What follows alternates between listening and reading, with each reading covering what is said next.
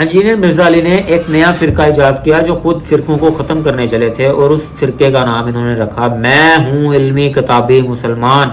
کتابوں کا خدا اور ہے اور بابوں کا خدا اور ہے۔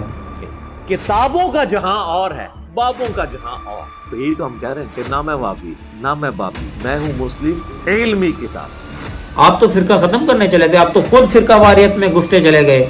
آپ نے یہ نعرہ لگانا شروع کر دیا فرقہ واریت کا کہ میں علمی کتابی ہوں، بابوں کا خدا اور ہے اور کتابوں کا اور ہے۔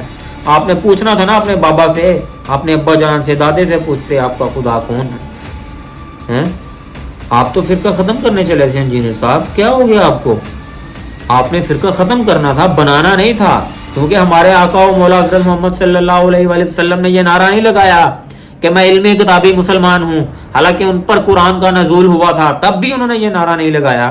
آپ نے کس منہ سے یہ نعرہ لگایا؟ آپ نے ایک نیا فرقہ ایجاد